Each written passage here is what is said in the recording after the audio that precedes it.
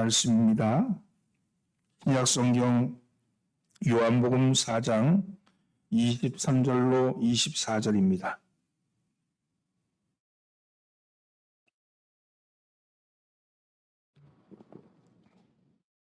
한 목소리로 봉독하겠습니다.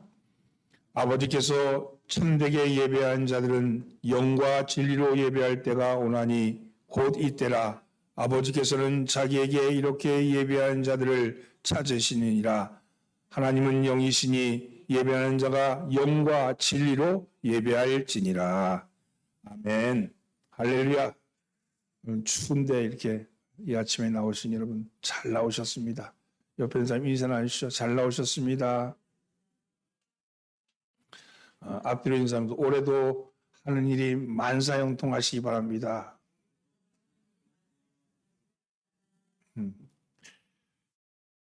사람들은 버릇이 없는 사람들을 향해서 싸가지가 없다 이렇게 얘기를 합니다. 저 자식은 참 싸가지가 없어. 그 싸가지가 뭘까요? 싹이 없다 그런 걸까? 저는 싹수 노랗다 그런 뜻일까요?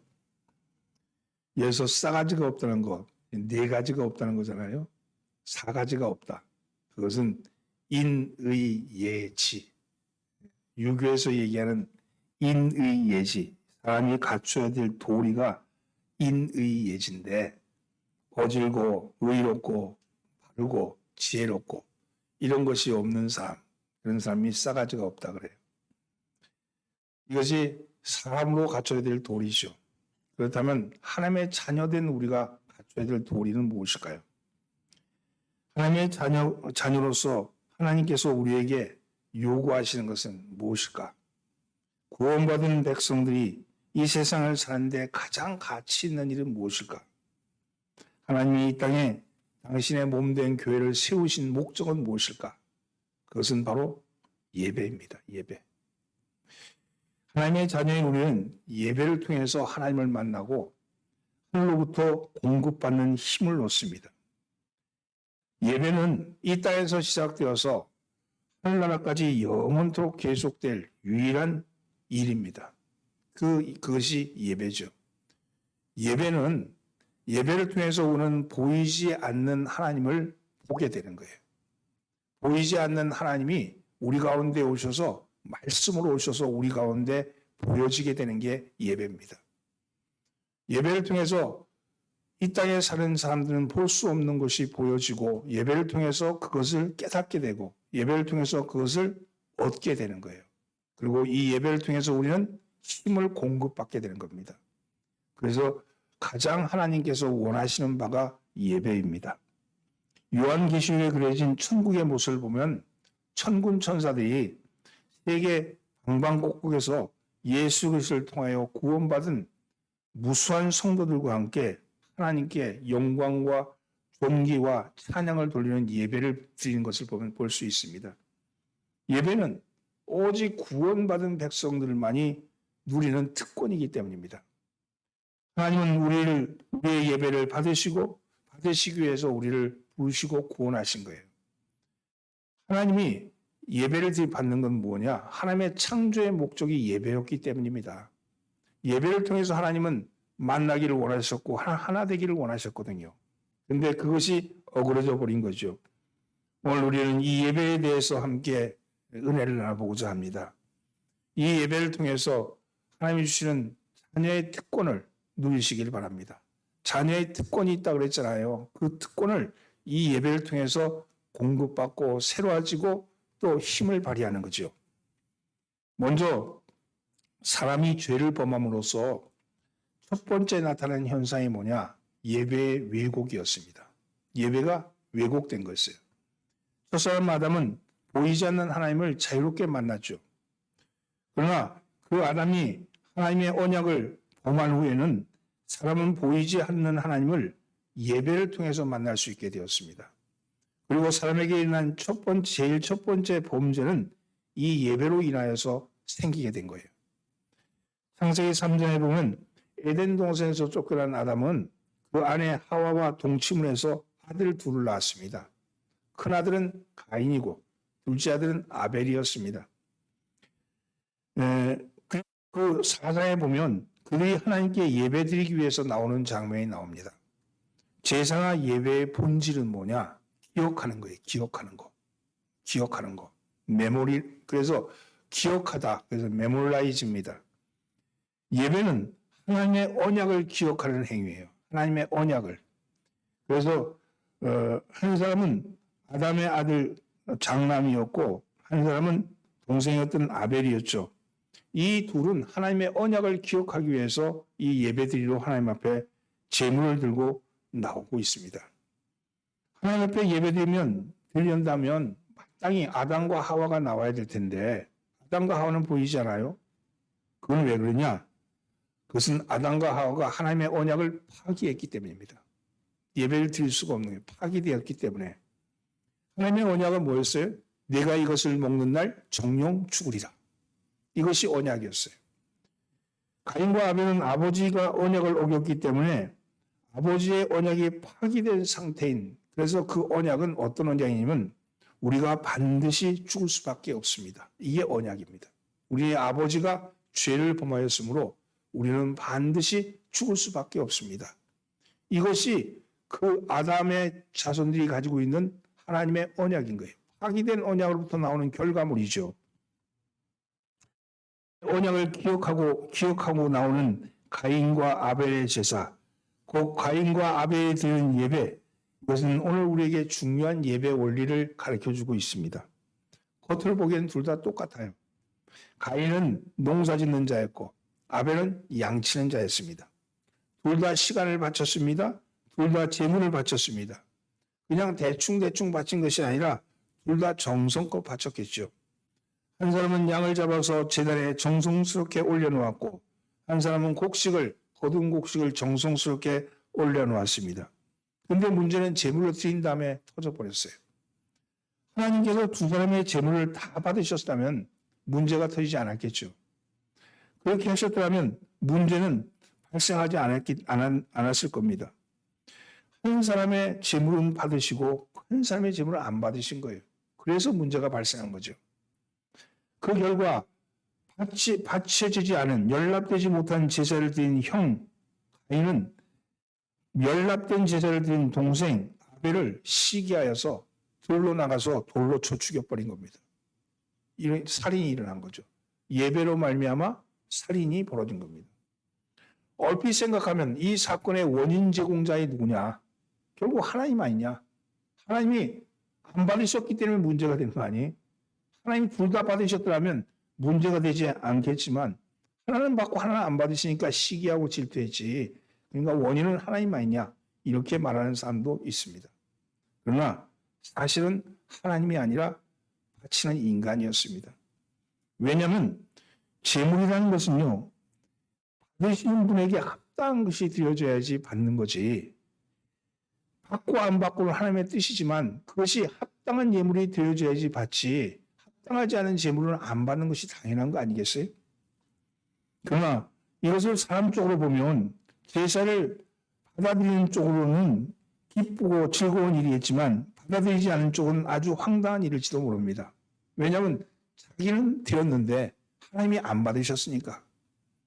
그래서 가인이 화가 난 겁니다. 그리고 그 화가 이어져서 결국 동생을 죽이는 살인까지 이어진 겁니다.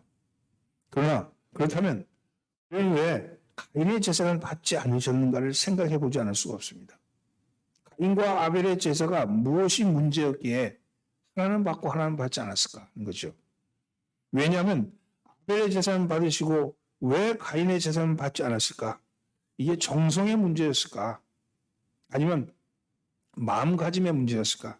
아니면 재물의 문제였을까? 아니면 또 무엇이 있었을까 하는 거죠. 창세기 4장 4절로 5절에 보면 이런 말씀이 나와요.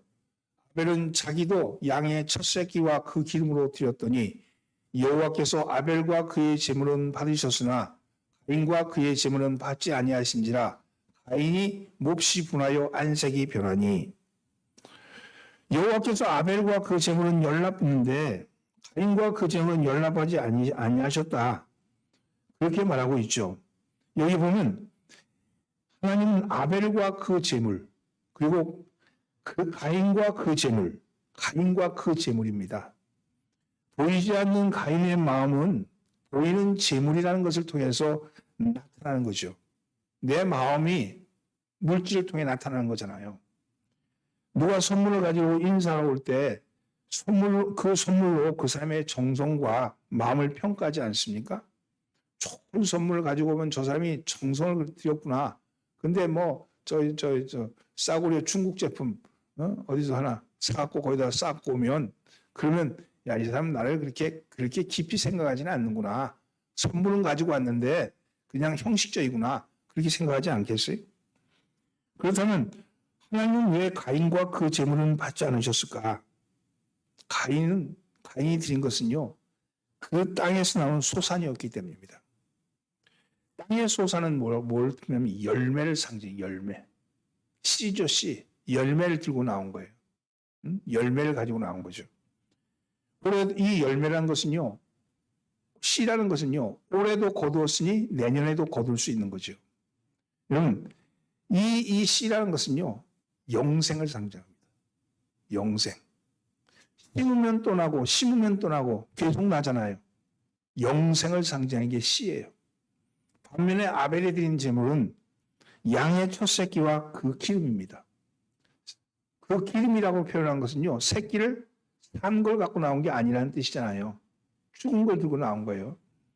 이것은 희생을 의미합니다. 그 생명이 죽음입니다. 생명이 죽은 것을 들고 나온 거예요. 제사의 의미가 뭐라고 그랬어요? 언약을 기억한다는 거잖아요. 언약이 뭐였냐면 우리는 언약을 어겼으므로 죽습니다 하는 것이 언약이었어요. 그런데 가인이 영생의 상징인 열매를 두고 나온 거예요. 우리는 영생합니다. 우리는 죽지 않습니다. 이 표현이거든요. 반면에 아벨은 죽음을 상징하는 시신을 갖고 양의 시신을 갖고 나온 겁니다. 하나님이 받으신 제물은 언약을 기억하는 아벨의 제물이었던 거죠. 생명의 죽음의 제물을 받으신 거예요. 히브리서에는 아벨의 제사를 믿음의 제사였다고 그렇게 증언하고 있습니다.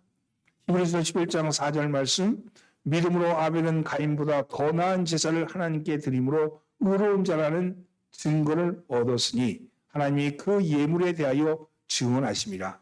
그가 죽었으나 그 믿음으로서 지금도 말하느니라.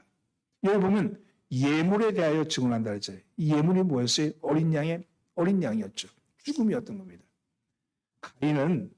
가인은 풍성한 열매를 가지고 나왔지만 그것이 상징하는 것은 영생이었어요. 너는 반드시 죽으리라 그랬는데 우리는 영생합니다. 이것이 가인이 고백하는 제물의 고백이었던 겁니다. 하나님의 관심은요, 언약입니다. 그것은 옛날이나 지금이나 똑같습니다. 예배에 대한 관심은 예나 지금이나 하나님의 관심은 똑같습니다. 창세기 4장 6절로 7절의 말씀에 이렇게 나왔어요. 여호와께서 가인에게 이르시되 내가 분하여 함은 어찌 됨이며 안색이 변하면 어찌 됨이냐. 내가 선을 행하면 어찌 낯을 들지 못하겠느냐. 선을 행하지 아니하면 죄가 문에 엎드려져 있느니라. 죄가 너를 원하나 너는 죄를 다스릴지니라. 여기서 보면요, 가인은 자신의 제사를 하나님이 받지 않으시자 화가 나는 거예요. 얼굴에 안색이 변했습니다. 그래서 하나님 말씀하신 겁니다. 너 왜 그렇게 화를 내냐? 네 얼굴색이 왜 그 모양이냐? 선을 행하지 않았다는 것은 하나님의 뜻을 거역했다는 거잖아요. 하나님의 뜻은 내가 반드시 죽으리라는 거였는데 우리는 영생합니다. 이러고 들고 나왔으니까 하나님이 안 받으셨는데 그것을 가지고 네가 선을 행하지 않냐면서 어째서 그렇게 화를 냈냐고 묻습니다.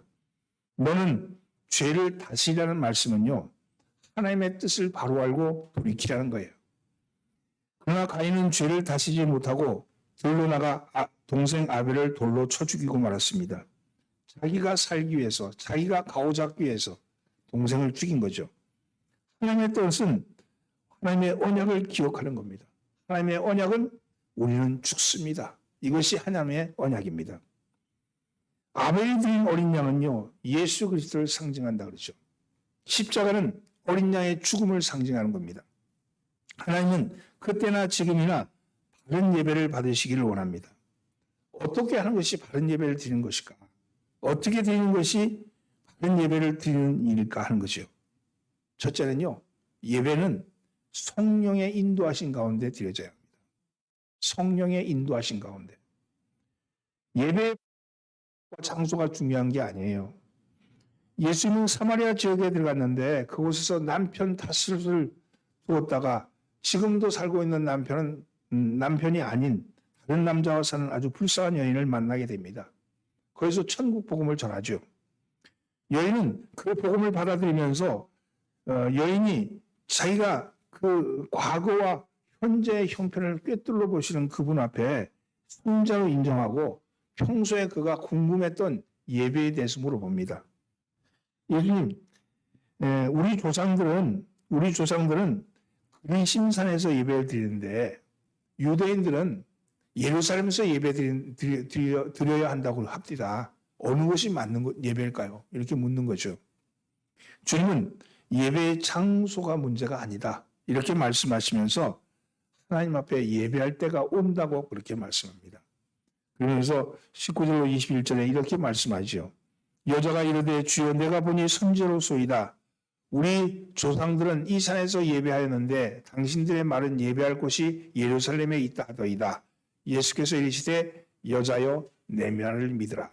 이 산에서도 말고 예루살렘에서도 말고 너희가 아버지께 예배할 때가 이르리라. 하나님 앞에 예배할 때가 이를 것이다. 때가 이를 것이다고 이렇게 말합니다. 사마리아 여인은 예배의 장소가 어디냐고 묻고 있는데 예수님은 예배의 장소가 문제가 아니다. 이렇게 말씀하죠. 그러면서 오늘 본문 23절 말씀이 나옵니다. 함께 봉독합니다. 아버지께 참되게 예배한 자들은 영과 진리로 예배할 때가 오나니 곧 이때라. 아버지께서는 자기에게 이렇게 예배한 자들을 찾으시느니라. 예배의 핵심은 하나님께 예배 드리는 거죠. 그리고 하나님께 예배할 때는 장소의 문제가 아니라 영과 진리로 예배해야 한다. 이렇게 말씀합니다. 참된 예배는 어떤 장소에서 행해지는 희생 제사가 아니라 영으로 드리는 예배라고 그렇게 말씀합니다. 예수 그리스도께서 십자가에서 대속 제물로 죽으시고 부활하시고 구속 사역을 완성했기 때문에 그분이 바로 예배의 제물이 되신 거죠. 제사의 제물이 된 거잖아요. 이제 더 이상 희생 제물이 필요 없고 영적인 예배를 드려야 한다는 겁니다. 그 영의 예배는 뭐냐? 바로 예수 그리스도의 영이죠. 예수 그리스도의 영으로 드려져야 한다. 성령이 뭡니까? 보이지 않는 하나님이 보이는 하나님의 이름으로 우리 가운데 오신 분이 성령이잖아요. 그 성령의 이름으로 드려져야 한다고 말합니다. 이미 육체를 이미 드렸는데 영으로 하나님 앞에 드려져야 한다고 얘기합니다. 육체나 이성으로 드려지는 예배가 아니라 성령으로 드려지는 예배를 의미합니다. 기도도 육체로 하는 기도가 있고요. 영으로 하는 기도가 있어요. 성도들이 기도를 하라고 하면 기도 제목을 생각합니다. 영으로 하는 기도는요. 기도 제목마저 성령의 인도하심을 받는 거예요. 그래서 내가 이성으로 기도하는 것이 아니고 내가 지식으로 기도하는 것도 아니고 내가 다른 습관적인 말로 기도하는 것이 아니라 성령의 감동을 주셔서 기도하는 겁니다. 찬양도 마찬가지입니다. 성령으로 하는 찬양과 입술로 하는 찬양이 있죠. 사람은 입술로 하는 찬양에 감동하지만 하나님은 성령으로 하는 찬양을 기뻐하십니다. 좋은 오케스트라를 놓고 정말 아름다운 선율로 하는 예배도 감동을 주지만 그것은 귀를 통해서 우리의 마음을 감동케 하지만 성령으로 부르는 찬송은요. 그냥 그 음이 틀리거나 그 소리가 달라다 할지라도 내 영을 깨우치는 내 영을 하나님 앞에 드려지는 찬양을 드릴 수 있습니다. 어느 정신지체 장애인이 찬양을 부르는데 우리 그 소리가 말이 제대로 나오지 않는데 그래서 부르는데 근데 그 부르는 소리가 천상에 있는 천사의 찬송 소리 같이 들리더라고요. 나와가지고 특송을 부르는데 지체 장애인인데 정신지체 장애인인데 근데 그래서 표정하며 그가 들리려는 그 마음이 하나님이 받으시는 찬양이더라고요. 하나님은 그 찬양을 받기를 원하십니다. 여러분, 성령이 임하는 것은요, 예배도 마찬가지입니다. 참된 예배는 우리의 영으로 드리는, 성령으로 드리는 예배입니다. 성령 안에서 성령의 도움을 받고 찬양하고 하나님을 생각합니다. 성령이 임하면 다른 생각이 나지 않아요.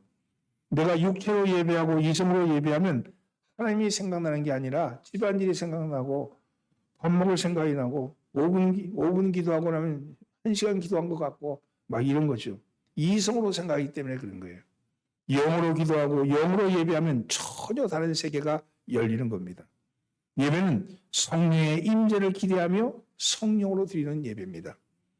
예배를 드리는 성도는 모름지기 예배를 통하여 하나님의 임재하심에 관심을 두셔야 합니다. 오늘 여러분 그렇게 되기를 예수님으로 축원합니다. 우리가 예배를 드리러 나왔다면 다른 데 관심 두면 안 돼요. 단 한 가지, 주님의 임재하심. 오늘 이곳에 우리 가운데 오셨구나. 우리 가운데 오셔서 역사하시는구나. 지금도 나에게 말씀하시는구나. 말씀하시는구나. 이렇게 생각하고 주님의 임재에 대한 체험을 하겠다는 기도를 가지고 나와야 합니다. 주님을 만나기를 원하십니까? 내가 전심으로 주를 찾고 찾았더니 주님께서 나를 만져주셨다. 만나주셨다. 하는 그 시편 기자의 고백이 우리의 고백이 되어야 합니다. 이 고백이 우리의 삶에 없으면 예배는 인생에 아무런 영향을 주지 못하며 그 예배는 그저 모임에 불과한 겁니다. 예배드리는 자 마음속에 하나님의 임재가 있어야 합니다. 내 삶을 진정으로 바꿀 수 있는 분, 내 삶에 영향을 주실 수 있는 분, 내가 가는 길을 인도하시는 분, 그분은 하나님 한 분밖에 없기 때문입니다. 사랑하는 성도 여러분, 오늘 드리는 예배 가운데 성령의 임재하심이 체험되는 예배가 되기를 예수님으로 축원합니다. 두 번째는요, 예배는 진리로 드려야 합니다. 예배는 진리로 드리는 거죠. 진리는 예수 그리스도입니다.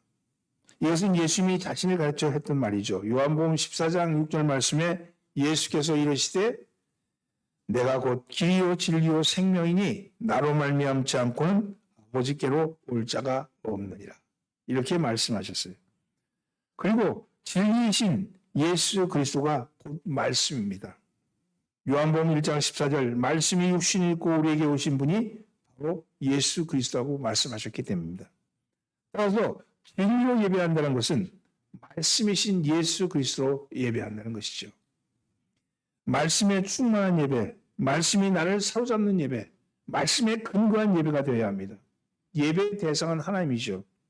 예배의 방법은 성령님과 말씀입니다. 이것이 참된 예배입니다. 우리가 이런 예배를 드리게 될 때 하나님의 놀라운 은혜와 사랑과 기적과 능력이 내 안에서 강물처럼 넘치게 될 겁니다. 변화가 일어나게 될 겁니다. 하나님의 말씀에 집중하고 그 말씀이 내 심령에 새겨지고 내 삶의 발걸음을 인도할 때 우리는 진리로 인도되는 예배를 드릴 수 있는 것이죠. 말씀과 동떨어진 삶으로 드리는 예배, 예배당의 모습과 예배당의 밖의 모습이 전혀 다른 삶으로 드리는 예배, 이것은 결코 진리로 드리는 예배가 아닙니다. 말씀과 삶이 일치가 되는 예배가 바로 진리로 드려지는 예배입니다. 왜냐하면 말씀이신 그분이 오늘 말씀을 통해서 이 말씀을 통해서 내 속에 들어오는 거거든요. 내 속에 들어오고 내 삶에 영향력을 미치고 내 삶에 가는 길을 인도하시는 거거든요. 오늘도 내 삶은 예배하는 삶이다. 내 삶은 하나님과 만나는 삶이다. 내 삶을 통해서 하나님이 증거된다 하는 그런 믿음으로 가지고 사시기 바랍니다. 성령과 말씀이 하나가 되는 예배, 이것이 참된 예배입니다. 예수님께서는 아버지께 참으로 예배하는 자는 영과 진리로 예배할 때가 오나니 곧 이때라 이렇게 말씀하십니다. 이 말씀의 진정한 의미는 예배는 영과 진리로 하는 지금까지가 그런 예배가 아니었다는 것을 의미하죠. 너희가 드리는 예배는 영과 진리로 드려지는 예배가 아니었다. 그러나 이때 새로운 때가 오나니 이때는 영과 진리로 예배할 때가 온다. 이렇게 말합니다. 지금까지 전통적인 예배인 제사, 유대인의 말씀 중심의 예배, 사마리아인의 열광적인 예배가 있었는데 지금 하나님의 아들이 여인 앞에 나타나신 겁니다. 그리고 예수 그리스도를 통해서 예배의 완성을 보게 되는 거예요. 예수는 바로 그 완성할 때가 이때라고 말씀하시는 겁니다. 24절 말씀 보겠습니다. 하나님은 영이시니 예배하는 자가 영과 진리로 예배할지니라. 이것은 여기는 must라고 되어 있어요. 영어로는. 이건 뭐냐? 꼭 그렇게 해라. 이런 말씀입니다. 할지니라 이렇게 되니까 그냥 뭐 대충 이렇게 생각하는데 근데 반드시 그렇게 해라. 이런 뜻입니다. 우리는 이런 예배를 드려야 합니다. 우리는 이런 예배를 드릴 수도 있습니다. 메시아인 그리스도가 우리에게 오셨기 때문입니다. 하나님이 자물쇠라면 그 자물쇠를 열 수 있는 열쇠는 단 한 가지밖에 없습니다. 그분이 바로 예수 그리스도입니다. 예수님으로 자물쇠를 열면 문이 열리게 되죠. 능력이 나타나고 보이지 않던 하나님이 보여지게 되고 우리 삶 속에서 구원의 역사가 드러나게 됩니다. 해방이 이루어지는 거예요. 이제까지 나를 묶고 있던 모든 저주의 사슬이 풀려지는 겁니다. 여러분이 갖고 있던 생각의 고리들이 여러분 자기 중심의 고리에서 그리스도 중심의 고리로 옮겨지는 거예요. 그리고 우리의 삶을 묶고 있던 여러 가지의 걱정, 근심 이런 것들이 아무것도 아닌 것처럼 보여지게 되는 겁니다. 여러분 매여 있던 자에서 풀려지는 게 된 거예요. 하나님이 우리 가운데 오셔서 우리를 자유케 했기 때문입니다. 진리가 너희를 자유케 하리라. 이렇게 말씀하신 것이 내 속에서 진리로 역사하기 때문에 그렇습니다. 사람에게 보이려고 예배하면 안 됩니다. 자신의 체면을 세우려고 예배도 안 됩니다. 예배의 주인공은 오직 예수 그리스도입니다. 그분이 영으로 오셨는데 그 영은 예수 그리스도의 이름으로 오신 보이지 않는 하나님의 영이잖아요. 그분이 진리로 오셨는데 그 진리는 바로 그분의 말씀이잖아요. 여러분 말씀과 성령이 이 예배 가운데 임재하셔서 우리가 가지고 있던 생각의 고리를 끊고 우리의 삶의 습관들을 변화시키고 우리가 두려워하는 것, 우리가 무서워하는 것, 우리가 모자라는 것들에 대해서 하나님이 그것을 넘어서게 합니다. 여러분 물이 바다를 덮은 같이 여러분 우리의 삶을 덮어가시는 성령의 은혜가 여러분들 속에 있기를 주님으로 축원합니다. 프랑스 루이 14세가 시화였는데 14가 주일이면 가족과 왕족을 거느리고 쭉 나와서 예배를 드렸답니다. 이 교회는 이 성당에는 푸넬론이라고 하는 대주교가 심호하는 그래서 그 교회로 왕이 이렇게 오면 그 좌석은 좌석이 부족할 정도로 사람들이 꽉 차고 넘쳤대요. 근데 이 대주교의 마음은 결코 마음이 기쁘지 않았답니다. 정말 이 사람들이 예배를 드리러 오는지 아니면 왕에게 잘 보이려고 왕을 만나러 오는 사람들인지 알 수 없었기 때문입니다. 그래서 하루는 시험을 해버리겠어요. 왕이 도착하기 전에 다음 주일에는 국왕이 교회에 오지 않을 것이다. 예배 드리지 않을 것이다. 하는 거짓 광고를 먼저 했습니다. 그런 일이 되었어요. 근데 왕과 왕족들이 교회에 도착했을 때 교회가 너무도 조용하고 너무도 썰렁한 것이에요.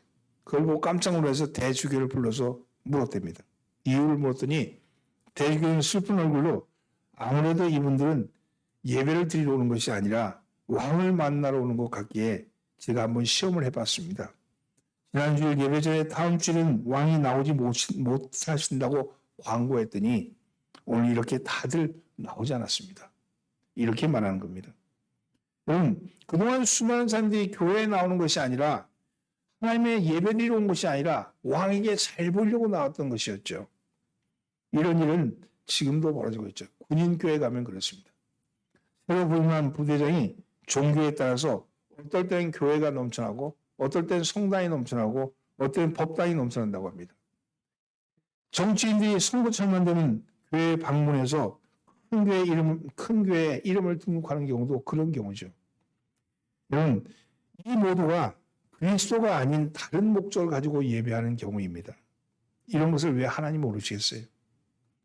모든 사람은 속일 수 있어도 자기 자신마저도 속일 수 있어도 오직 하나님은 속일 수 없지 않아요. 예배는요, 오직 하나님의 영광을 드러내기 위해서 드려지는 겁니다. 예배 전에 가졌던 마음, 즉 소원이 많습니다. 건강도, 물질도, 명예도, 지위도. 그러나 그것은 예배하는 마음이 아닙니다. 소원을 성취했던 마음으로 예배드리는 마음, 그건 예배는 아니죠. 하나님의 뜻을 내가 알 수 있도록 기도하고 하나님의 뜻을 따를 수 있게 해달라고 그렇게 기도해야 합니다. 주님의 뜻을 알기를 원합니다. 내가 주님의 뜻을 따르기를 원합니다. 주님의 뜻이 내가 오늘 이 실패한 것으로 남아있는 것이 주님의 뜻이라면 그러면 이 실패한 것으로 남아있겠나이다. 주님 그 뜻을 따를 수 있는 용기와 힘을 주시옵소서. 이렇게 기도하고 나와서 예배할 겁니다. 이것이 예배드리는 성도의 자세입니다. 나의 의견과 마음의 소원을 모두 포기하고 하나님의 뜻이 어디 있는지 하나님께서 기뻐하시는 바가 무엇인지를 살피는 마음으로 하나님께 예배를 드려야 합니다. 그 예배를 하나님이 받으시고 그 예배를 연락하십니다. 사랑하는 성도는 여러분은 예배를 여러분의 삶의 가장 가치 있는 일로 여기십니까? 여러분 오늘 성령의 전적 인도하신 가운데 예배를 드리러 나오셨습니까? 여러분 진리의 말씀으로 예배를 드리셨습니까? 여러분 이 예배가 그런 예배 되기를 원합니다. 오늘 이 예배 가운데 하나님의 자비하심과 하나님의 지혜로우심과 하나님의 강력하심이 역사하셔서 이름의 삶의 자리에서 그대로 드러나기를 예수로 축원합니다. 기도하겠습니다. 주님, 하나님 앞에 온전한 예배를 드리러 나온 이들을 기억하여 주시고 주님 마음의 소원을 주님 앞에 드리오니 주님께서 주의 뜻을 깨닫게 하여 주시고 주의 뜻을 알게 하여 주셔서 우리의 소원이 아버지의 소원이 되게 하여 주옵소서. 또한 아버지의 소원이 우리의 소원이 되게 하여 주옵소서. 그로 인해서 우리의 삶이 진정한 가치 있는 삶이 될 수 있게끔 은혜 베풀어 주시옵소서. 우리를 구하신 예수님의 이름으로 기도드리옵나이다. 아멘. 379장 찬송하면서 헌금을 봉헌합니다.